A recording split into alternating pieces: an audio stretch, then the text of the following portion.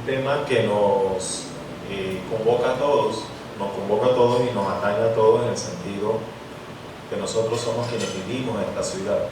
Y cuando digo vivimos en esta ciudad, es en el sentido más puro que pueda tener esa expresión. No solamente habitamos, cuando digo vivimos, digo que nosotros padecemos la ciudad y que nosotros disfrutamos la ciudad, la disfrutamos y la padecemos, es decir, obtenemos gozo de las cosas buenas que hemos podido construir como sociedad, pero también, en otras ocasiones también, sentimos el rigor y el peso de aquellos problemas que aún no hemos sido capaces de resolver, que aún no hemos sido capaces de gestionar. Alguna vez yo escuchaba que uno no debe aspirar a solucionar los problemas, sino a gestionarlos, que lo que hay que hacer es gestionarlos, dado que los problemas en sí nunca desaparecen. Y uno de los problemas, como estaba diciendo Rafael antes en este mismo sitio, es que nosotros, cuando hablamos de movilidad, estamos hablando de una de las dimensiones en las cuales nosotros vivimos, el transporte, la movilidad tiene que ver con los seres humanos, ¿no? La movilidad específicamente tiene que ver con nosotros, con los seres humanos. El transporte, por el contrario, incluye tanto las personas como los objetos, pero la movilidad sobre todo está dirigida a nosotros que somos en últimas quienes hacemos funcionar las ciudades. Okay. Primero, Bucaramanga, al igual que otras ciudades en el país, porque esto no es un fenómeno exclusivo de esta ciudad, cuando uno va, voy a sacar de este contexto a ciudades como Bogotá o como Medellín, que en mi opinión no son comparables con Bucaramanga. Nosotros no somos comparables ni con Medellín ni con Bogotá en términos de movilidad, porque Medellín y Bogotá son ciudades mucho más complejas que nosotros. Nosotros, por el contrario, debemos compararnos con ciudades de tamaño similar a nosotros, como Cartagena, ciudades como Manizales, que son en términos de tamaño poblacional y en términos de área ocupada de la misma escala de la que somos nosotros. Medellín y Bogotá son ciudades mucho más grandes y son mucho más difíciles de gestionar de lo que es Bucaramanga. Entonces, cuando uno mira ciudades como Cartagena, ciudades como Manizales o incluso las mismas, uno ve que los mismos problemas que nosotros padecemos aquí en términos de movilidad son los problemas que ellos tienen. Si tenemos una alta densidad vehicular, tenemos problemas de congestión y de lenta movilidad, y también tenemos un problema de apropiación particular del espacio público. Entonces, cuando nosotros miramos qué es lo que ocurre a nivel nacional, esta es la misma situación que hay en todas las urbes en Colombia de mediano y de gran tamaño. Solamente en ciudades, digamos, ya más pequeñas, cuando uno compara, no sé, San Gil, el Socorro, uno ve que el problema de la movilidad no ha escalado hasta el punto en el que nos encontramos nosotros. Pero en las ciudades de mediano y de gran tamaño en el país, las 4 o 5 principales ciudades del país, y en las de mediano tamaño, la panorámica es exactamente la misma. Entonces, digamos que ¿qué es lo que causa el problema? Acá, ya hablando específicamente, tenemos una pésima cultura vial. 2, que tenemos un desconocimiento de las normas viales. Son dos cosas completamente distintas. Lo primero atañe al comportamiento de los seres humanos. Lo segundo tiene que ver con la observancia de las normas, ¿correcto? Y en los últimos años, a nivel mundial hay una excesiva preferencia por los vehículos particulares. Es decir, si tú estás en tu casa, por decir algo, y vives detrás del Parque Turbay y tienes que venir al centro, la gente se viene en su vehículo particular. La gente no considera, por ejemplo, venirse caminando.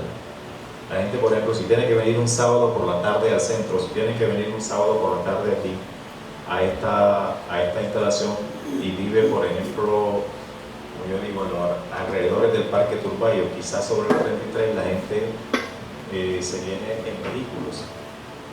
Y eso, claro, eso tiene unas explicaciones desde el punto de vista cultural, sociológico y económico, pero en los últimos años a nivel mundial hay una excesiva preferencia por los vehículos particulares. Por ejemplo, ¿qué tenemos nosotros en términos de pésima cultura vial? Primero, no se respeta la señal de pare. Cuando hay un cambio de luz verde a luz amarilla, nosotros, ¿qué es lo que normalmente observamos en las personas que van conduciendo? Acelerar. Y es todo lo contrario, el cambio de luz verde o amarilla. Cuando tú estás con luz verde y cambia a amarilla, es un indicativo que debe reducir la velocidad, dado que vas a pasar a rojo.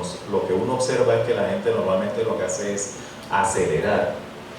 Hay un fenómeno bastante significativo, y es que la gente acostumbra a parquearse, a estacionarse en los semáforos. En los semáforos no se debe estacionar. En los semáforos no se debe estacionar por obvias razones. Donde hay un semáforo, ¿qué es un indicativo de un semáforo? Los semáforos son puestos en las ciudades, en aquellos sitios en donde hay un alto tráfico. Donde no hay un alto tráfico no se necesita un semáforo. Donde hay un alto cruce, donde hay un alto flujo vehicular, siempre se ponen semáforos. Entonces, por otras razones, donde hay semáforos, la gente no se debe parquear. Normalmente, la gente, por ejemplo, también tiene malas interpretaciones de lo que son las señales de tránsito, las señales en cuanto a los vehículos. Las luces amarillas, cuando tú las pones en tu vehículo, no te dan derecho a parqueo. Las luces amarillas, cuando tú pones las luces amarillas intermitentes en tu vehículo, eso es lo que le está indicando a los otros conductores es que tú vas a hacer una parada momentánea. La gente, por el contrario, se parquea 5 o 10 minutos y pone las luces amarillas pensando que con eso soluciona el problema. No, las luces amarillas intermitentes de nuestro vehículo lo que están es avisándole al conductor de atrás: voy a hacer una parada de 5, 10, 20 segundos, 30 segundos para que una persona se baje o para que una persona aborde. Las luces estacionarias no dan derecho a parqueo, pero nosotros normalmente asumimos que es así. Otro punto es que la gente se estaciona en las esquinas. En las esquinas, por otras razones, tampoco debemos parquearnos, porque simplemente en las esquinas implican cruces viales, sean de alto tráfico vehicular o de bajo tráfico vehicular. Una esquina implica el paso de una calle a otra y por tanto en esos sitios tampoco debemos estacionarse, pero la gente normalmente estaciona en estos sitios. La gente estaciona en vía de 2 carriles, es decir, tenemos un carril de ida y uno de venida. Si tú ocupas uno de los carriles, pues obviamente reduces la movilidad en uno de los sentidos. Algo que lastimosamente se ha vuelto costumbre, la circulación en contravía. Y digamos que esta es una de las contravenciones más recurrentes yo diría que en los últimos 2 años. Uno se asombra de ver cómo la gente con la mayor naturalidad se mete en contravía en calles en las que van en un solo sentido, pensando, por ejemplo, quizás que, bueno, si yo hago esto, por ejemplo, durante 1 o 2 cuadras, no tiene ningún tipo de implicancia. Nosotros normalmente pensamos eso. Sin embargo, yo creo que con eso se le hace un daño bastante grande a la sociedad, y no tanto lo que implica la violación de la norma en ese momento, sino el mensaje que tú le estás mandando al resto de la sociedad. ¿Y cuál es el mensaje que tú le estás mandando al resto de la sociedad? Yo decido cuándo debo o no debo cumplir las normas. Es decir, si en mi opinión ir en contravía en un trayecto de 2 cuadras lo hago porque lo necesito y seguramente que tienes la necesidad de hacerlo, pero la cuestión es que si lo haces, te estás mandando un mensaje al resto de la sociedad de tú puedes libremente decidir cuándo acata o no acata las normas. Es decir, es el interés personal por encima del interés colectivo. Otro síntoma de la pésima cultura vial es saltar los separadores de las vías. Por ejemplo, cuando, por ejemplo, sobre la 27 hay gente que va en sentido sur-norte y si necesita cambiar de sentido norte-sur simplemente saltan sobre el separador. Normalmente quienes lo hacen son los motociclistas, no estamos diciendo que sean solamente ellos, pero son los que más comúnmente cometen este tipo de faltas y eso, repito, el mayor daño que se le hace es el hecho de que tú le estás diciendo a la sociedad, tú puedes decidir cuándo cumples o no cumples la norma según tu conveniencia. Y lastimosamente los peatones, nosotros como peatones también, por ejemplo, hacemos cosas inverosímiles. Y yo le comento algo, como ustedes vieron en la presentación, yo estudié en Chile. Como buen colombiano, como a las 3 semanas que yo tenía que estar en Chile, yo iba a cruzar una calle, iba con un compañero chileno con el que estábamos estudiando, y yo iba a cruzar por la calle. ¿Y por dónde iba a cruzar yo? Pues por toda la mitad de la calle. Cuando yo voy a cruzar, él me pone la mano en el pecho y dice así, me dice, ¿qué vas a hacer? Le digo, a cruzar la calle. Y me dice, sí, pero por allá. Y estábamos, no sé, como unos 4 o 5 metros de la acera. Y yo le digo, pero ¿por qué por allá si por aquí es más rápido? Y me dice, por una razón. Si un carro te atropella cruzando por aquí, él no tiene responsabilidad en el hecho. Pero si te atropella cruzando sobre la cebra, él tiene completa responsabilidad sobre el hecho porque tú tienes la prelación. Me dice él eso. Y como a las 2 semanas nuevamente yo voy a cruzar ya con la lección aprendida. Yo obviamente voy a cruzar por la cebra, pero veo que viene un vehículo. Obviamente, como buen colombiano, ¿cuál es la reacción que tú tienes como peatón aquí en Colombia cuando ves que se viene un vehículo? Sí, yo lo que digo, no, acostumbrado en Colombia me tiran el carro, no, yo me detengo. Y lo bueno es que el señor que viene conduciendo se detiene. Y yo me lo quedo mirando, él me queda mirando y ya como a los 10 segundos él me hace una señal como, ¿qué te pasa? Sigue. Y claro, en Chile existe la cultura del respeto. Claro, uno puede cuestionar todo lo que pasó durante la dictadura, pero la cuestión es que a los chilenos les quedó el asunto de que la autoridad se respeta. Mira, pero ahora está pasando esto ya, ok, listo, en este momento hay un momento de agitación social en Chile, pero a la gente le quedó el que la autoridad se respeta. La autoridad se respeta. Nosotros como peatones acá pensamos que quienes tienen que cumplir las normas son los vehículos. No, recordemos que los peatones también somos sujetos de derechos, pero también de deberes durante o en el área del tránsito y la movilidad. También nosotros tenemos el semáforo en rojo, en verde para nosotros. Siempre. El semáforo en verde y en rojo y las luces amarillas no son solamente para los vehículos, para los peatones también. Pero bueno, nosotros pensamos que eso es algo que a nosotros no nos ocurre. Ahora, en el campo del desconocimiento de las normas viales, miren, esta tabla que está allí no es una tabla que yo me he inventado, hace parte de las normas. Si en calles en donde la circulación es a 30 kilómetros por hora, tú debes dejar una distancia de ¿cuánto respecto al vehículo que va adelante? De 10 metros. Es decir, 30 kilómetros por hora es la velocidad de circulación en sectores residenciales y zonas escolares. Y tú allí debes dejar una distancia de 10 metros respecto al vehículo que va adelante. En zonas en las que circulas entre 30 y 60 kilómetros por hora debes dejar una distancia de 20 metros.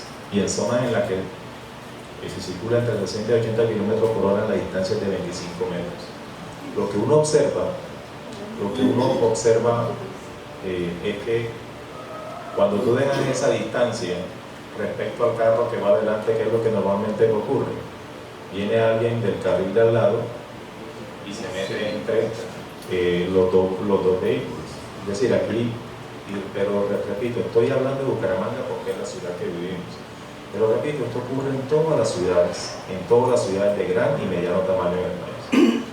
Entonces, esa distancia es casi que imposible mantenerla y no es un asunto caprichoso. ¿Cuál es la razón para que esa distancia exista entre carro y carro? Para frenar simplemente, para que a ti te dé tiempo uno de reaccionar.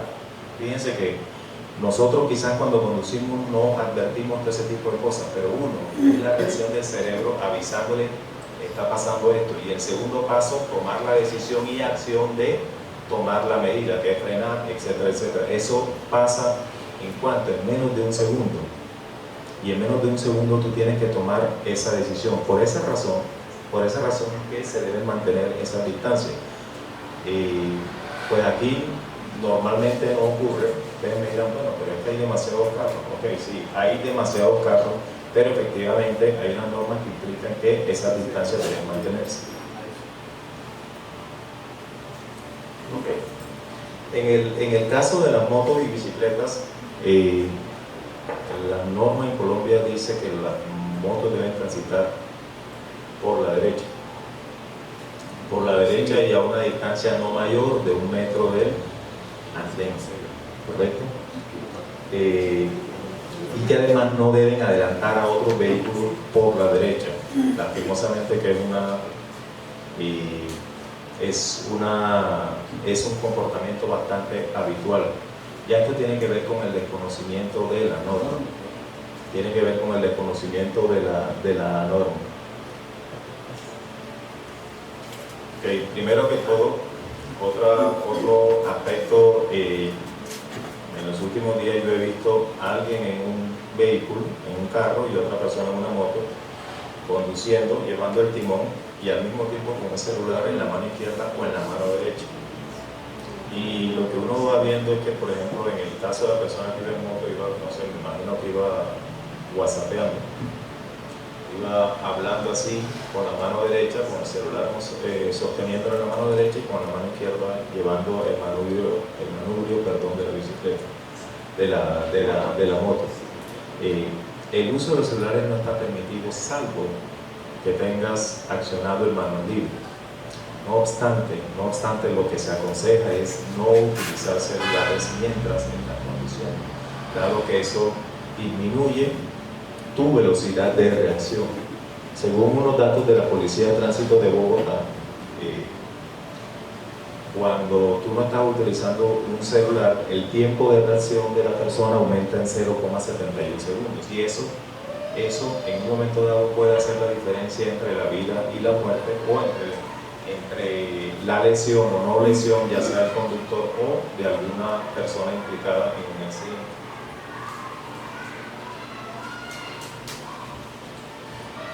Ok, veamos. Las preferencias por los vehículos particulares. La pregunta es, ¿hoy realmente tener un auto o tener un vehículo particular es símbolo del estatus? En el país seguimos viendo de esa manera. Realmente eso es algo que está bastante revaluado. Podría ser estatus hace 40 años atrás. Hoy las constructoras de vehículos han masificado los vehículos, la producción de vehículos. Hace 40 años, por ejemplo, ¿quiénes poseían carros? Las personas pudientes o las personas que lo utilizaban como herramienta de trabajo, no para ir al trabajo. Por ejemplo, Rafael y mi persona vamos a la UIS en carro, pero no es nuestra herramienta de trabajo, ¿correcto? ¿Para quién es una herramienta de trabajo? Para un taxista, para una persona que hace mudanzas, etc. Para él es una herramienta de trabajo. Entonces hace 40 años, ¿quiénes poseían autos? Las personas pudientes, los que más tenían capacidad, y las personas que lo usaban como herramienta de trabajo. Pero las constructoras de carros desde hace más de 40 años se dieron cuenta que el negocio no es tener bienes exclusivos. El negocio, ¿en qué radica? en masificar el consumo. Entonces, ya el punto de que el vehículo es un símbolo de estatus, nosotros lo seguimos viendo de esa manera, pero realmente ya dejó de ser un símbolo de estatus. Claro, hay otras razones por las cuales nosotros preferimos los vehículos, ya por autonomía en el sentido, si yo vengo con un amigo en el carro, me voy a la hora en el que él se vaya. Si yo vengo en mi carro, yo me voy cuando yo quiero, ¿cierto? Y también está el tema de comodidad, porque tú no vas compartiendo vehículos con nadie, no vas en transporte público, posiblemente te golpeen, te den codazos, etcétera, etcétera. Pero por el otro lado también tenemos el punto de la contaminación. Tenemos contaminación auditiva, tenemos contaminación visual.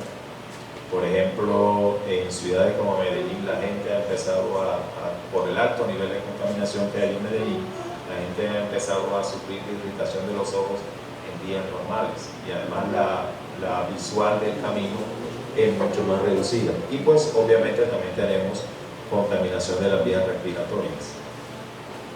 Ya no era excesiva. Hoy la ciudad, la única parte para donde tiene para arriba es para dónde, para arriba. Es decir, mientras Bucaramanga siga concentrando la vida institucional y comercial de la AMB, y afortunadamente en el tema comercial se ha desconcentrado, siempre vamos a tener ese problema de movilidad, porque toda la vida institucional comercial de la área metropolitana fluye y fluye de Bucaramanga. Tenemos pocas vías principales. Digamos, hay unas 3 vías que son las que atraviesan toda la ciudad como tal, que son la 27, la 33 y la 15. Y hay un punto, por ejemplo, que yo alguna vez le escuchaba recién llegado acá, cuando me decían, es que el centro de la ciudad fue muy mal diseñado por allá en el comienzo del siglo XX. Y cuando uno ve la ciudad, incluso por ejemplo esta calle donde estamos nosotros, miren, yo les digo, no seamos injustos con nuestros abuelos y con nuestros bisabuelos. Cuando uno mira el tiempo que transcurrió entre la aparición de la radio y la aparición de la televisión, fueron más de 30 años. Y yo no digo aquí en Colombia, en todo el mundo, transcurrieron más de 30 años. Lo que les quiero decir es que en ese tiempo la vida como iba, iba muy lenta. Nosotros hoy, los jóvenes hoy, decimos, mira cómo están de avesados, cómo van. Sí, claro, pero es que el mundo hoy cambia muy rápidamente. Entonces, decir que había poca visión en 1905 porque hicieron las calles estrechas, en 1905 que era lo que circulaba por estas calles y por las calles que están cerca a la gobernación y cerca a la alcaldía.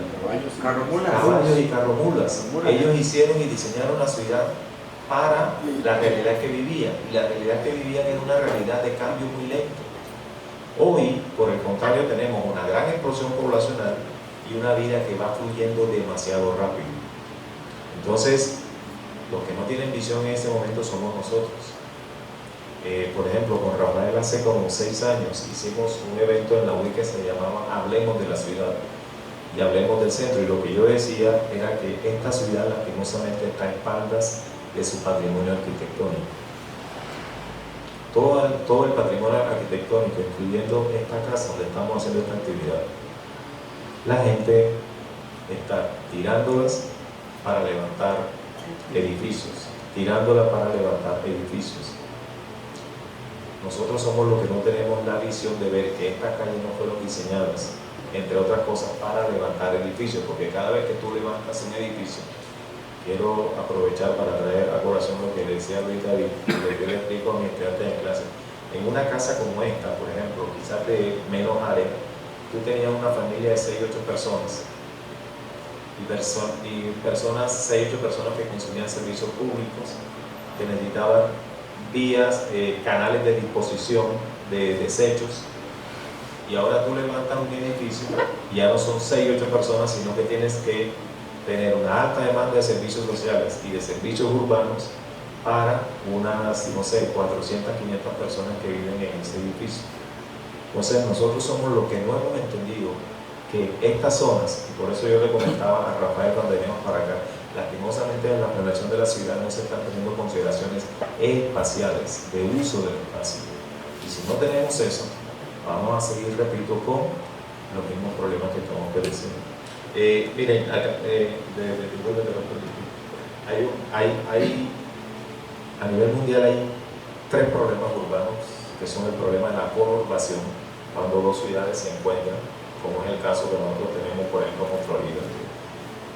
Cuando existe la periurbanización, que es cuando la ciudad se empieza a expandir más allá de sus límites, es decir, algo como lo que ocurre en Florida Blanca, todas estas urbanizaciones campestres que se van saliendo de la ciudad, pero al salirse de la ciudad, eso tiene un efecto espacialmente de gravedad, de centro gravitacional. Cuando parte de la ciudad se va saliendo de ella, entonces al salirse, hace que la misma ciudad se expanda hacia allá.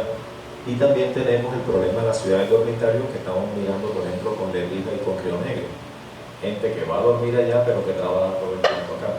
Entonces, con Bucaramanga tenemos los tres problemas: de conurbación, de periurbanización y de ciudades dormitorias. Entonces, miren, el parque automotor de toda el área metropolitana está concentrado ¿dónde? En Girón.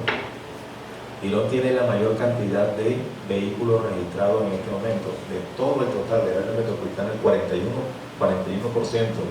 de los vehículos, no estoy diciendo de carros solamente, no, de vehículos, motos, tricimotos, todo está concentrado en Girón, el 41%. Y de Bucaramanga solamente el 31%, pero repito, como Bucaramanga concentra la vida comercial e institucional de toda la área metropolitana, la mayor parte de todo ese flujo vehicular se viene ¿para dónde? Para acá, para acá. Y eso está aunado a lo que ya hemos dicho, que tenemos muy pocas vías, que espacialmente no tenemos para dónde expandirnos. Es decir, yo recuerdo que en el año 2008 el alcalde de Florida Blanca en aquel momento propuso que pasaran la gobernación para allá, porque eso sí me acuerdo, eso creó una polémica aquí con la clase política de Bucaramanga, porque para la clase política de Bucaramanga eso es perder el poder político del departamento. Pero repito, eso es nuevamente pensar en intereses particulares, en intereses sectoriales y no en el interés del colectivo. Pero claro, fíjense, ¿qué es lo que hay más en Girón? En Girón sobre todo lo que hay que es motos. Miren, la barra más negra, la más oscura, representa la cantidad de vehículos, representa todo lo que es Bucaramanga. El segundo tono representa Girón. Este es Florida Blanca y el otro Piedecuesta. Ustedes están viendo que la mayor cantidad de vehículos, de carros, automóviles, están concentrados entre Bucaramanga,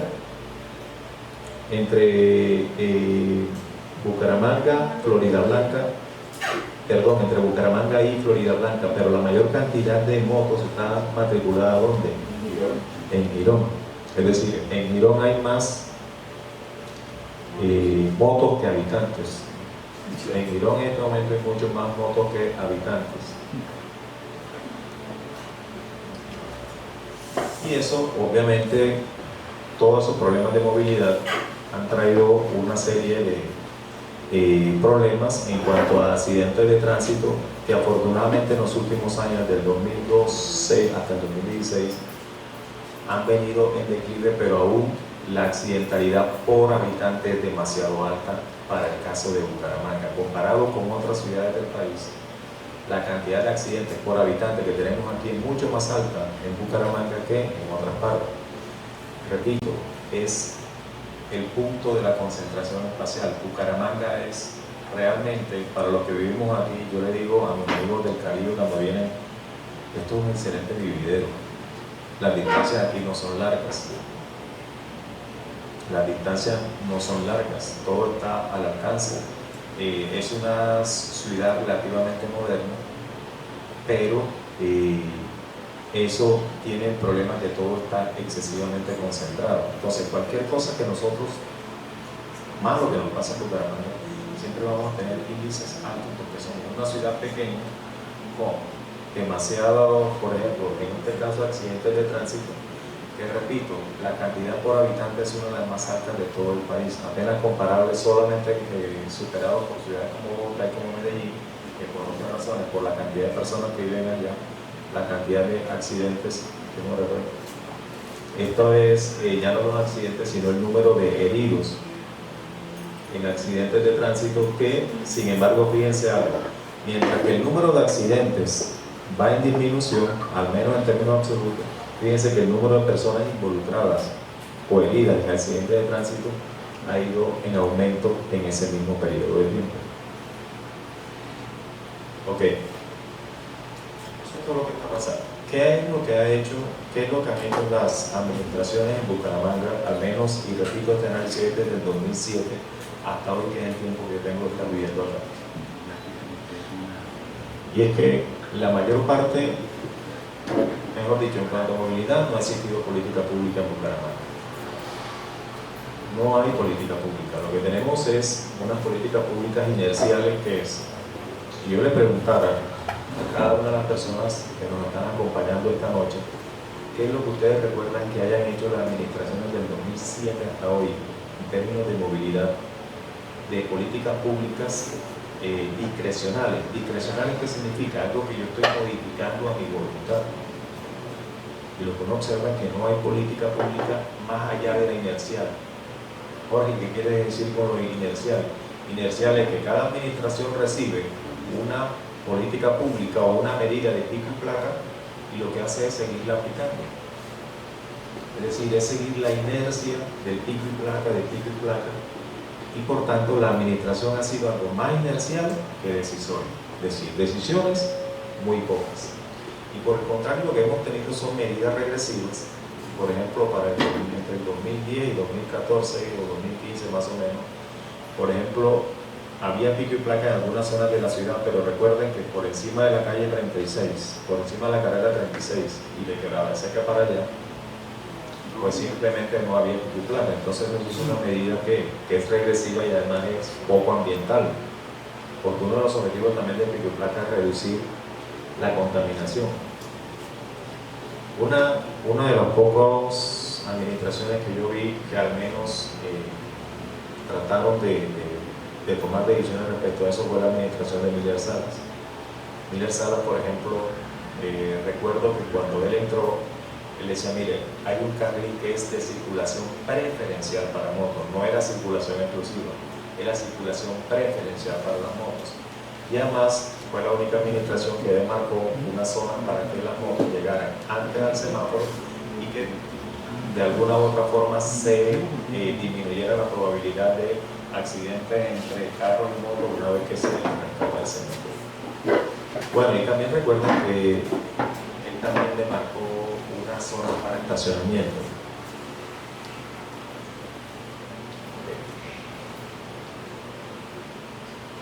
¿Qué otras cosas hemos visto nosotros? Y por eso yo les digo, miren, en los últimos años se han presentado dos periodos de ampliación de vías. Y repito lo que decía Luis David al principio, aquí no están construyendo más vías, están ampliando la que sí. Que fue la construcción de Metrolínea entre 2007 y 2008, que ustedes recordarán, que estaba recién llegado a la ciudad y estaban todas las calles destapadas porque la estaban ampliando. Y después la ampliación de vías y la construcción de pasos deprimidos, entre esos el del Mesón de los Búcaros. Pero ahí, ¿qué es lo que se está haciendo? Bueno, y también la ampliación a 4 carriles, 5 carriles de la autopista. Pero fíjense, ¿qué es lo que se hace ahí? Sobre la misma vía, ampliarla. Pero eso es una fórmula que con el tiempo se agota. Ahora, dentro de 7 o 8 años, otra vez, a comprar más casas, a hacer más expropiaciones para ampliar. Repito, ese no es el problema, perdón, esa no es la solución. Mientras sigamos teniendo ese mismo flujo vehicular para acá, vamos a tener el mismo problema porque la ciudad no tiene vías. Y eso siempre tiene unos costos en términos de tiempo. Recuerden todos los costos que teníamos, por ejemplo, en tiempos de desviación de tráfico y lo que eso significa en términos de pérdida de la productividad y de los ingresos para las personas en la ciudad. Entonces, Yo solamente dejo estas 4 reflexiones acá. Para mí es importante desconcentrar la vida institucional y comercial de ANB. No puede seguir todo concentrado en Bucaramanga porque vamos a tener el mismo problema. Lo segundo, nosotros como ciudad no hacemos nada tomando medidas si en las otras 3 ciudades tampoco se toman medidas. Es decir, mientras alguien en Florida Blanca de alguna manera para seguir sacando el carro y al menos llegar a Bucaramanga y ver cómo hace, cómo sortea, por ejemplo, para que no lo pillen, como decía alguno de ustedes acá, y llegar a ese sitio y otra vez devolverse, vamos a seguir teniendo el mismo problema. Es necesario coordinar políticas de movilidad con las otras ciudades. Como yo decía hace un momento, está el tema de la verticalización. La ciudad cada vez se va más verticalizando y eso va creando mayor presión sobre demanda de servicios sociales, demanda de servicios de infraestructura y demanda de servicios urbanos. Y por último, definitivamente, eso lo venía conversando con Rafael que viene por acá, si es necesario tener consideraciones de espacialidad o de uso del espacio, de configuración del espacio dentro de la planificación y la movilidad. Por obvias razones, nosotros estamos en una zona de alta sismicidad. Bucaramanga no es una ciudad plana, tenemos muchos accidentes espaciales. Los cerros, de hecho, los cerros espacialmente han limitado el crecimiento de la ciudad. Nosotros no tenemos para dónde crecer más. Y si nosotros no tenemos para dónde crecer más, y la única parte para donde crecemos es verticalmente, miren, cada vez que se funda una casa y levantamos un edificio, ¿cuántos carros, cuánto demanda de estacionamiento creen ustedes que vienen con un edificio? Más y más, pero claro, mientras eso ocurra, la gente siempre va a tener la necesidad de seguir trasladándose hacia Bucaramanga, ya sea en su vehículo o ya sea a vivir, y eso siempre nos va a seguir perpetuando el problema. Entonces, eso era lo que tenía para contarles. Eso pues, es un trabajo que nosotros tenemos rato de estar haciendo en la Escuela de Economía.